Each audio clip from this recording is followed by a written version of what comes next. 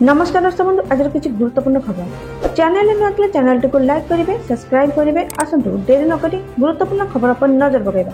आज प्रथम खबर आसिला पानी पाग को नहीं बड़ अपडेट मौसुमी पाई राज्य रे पागर अनुकूल 6 दिन जाए प्रबल वर्षार संभावना। संपूर्ण खबर राज्य रे मौसुमी पुणी सक्रिय होईची एहा भवानीपाटना और पुरी को अग्रसर होईची। राज्यर अन्य स्थान को अग्रसर पाई पानीपाग स्थिति अनुकूल रही। गत काली ठारू मौसुमी वर्षा बढ़ी 15 तारिख किछि स्थान रे अधिक वर्षा है बोली पानीपाग विभाग पूर्वानुमान करिछि। आगामी 24 घंटा मध्य आभ्यंतरीण ओडिशा और दक्षिण ओडिशा रे वर्षा होई पारे।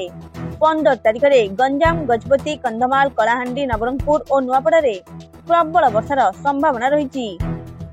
17 और 18 तारिख रे उत्तर ओडिशा और दक्षिण ओडिशार किछि स्थान रे वर्षा हेबो बोली पानीपाग विभाग पक्षरु आकलन करा जायछि।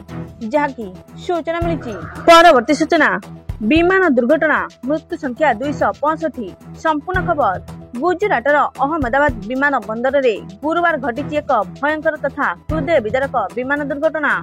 एयर इंडिया लंडन गामी एही यात्रीवाही विमान अहमदाबाद विमान बंदर उड़ान आरंभ करिवार किछि सेकेंड मध्य निकटस्थ सिविल हॉस्पिटल हॉस्टेल कोठारे धक्का खाई दुर्घटनाग्रस्त होईछि। सूचना अनुजाई एही विमान मोट 242 जन थिले जेउथिरे 12 जन क्रू सदस्य थिले एवं बाकी यात्री थिले भारतीयଙ୍କ व्यतीत ब्रिटेन पोर्तुगाल एवं कानाडार नागरिक मध्य थिले। सबुठारु बड़ सूचना हेले कि विमानर पाइलटଙ୍କ पक्षरु दुर्घटनार ठीक पूर्वरु एटीसी एयर ट्रैफिक कंट्रोल को सिग्नल मिलिथिला जहाँकि सूचना थिला। सेही दुर्घटना रे 241 विमान यात्री और कर्मचारी समेत मोट 265 जनक मृत्यु घटी जहाँकि सूचना मिली। परवर्ती सूचना पीएम किसान को नहीं आसला बड़ अपडेट। संपूर्ण खबर केंद्र सरकार देशर कोटी कोटी चाषी आय द्विगुणित करने लक्ष्य हासिल करछंती।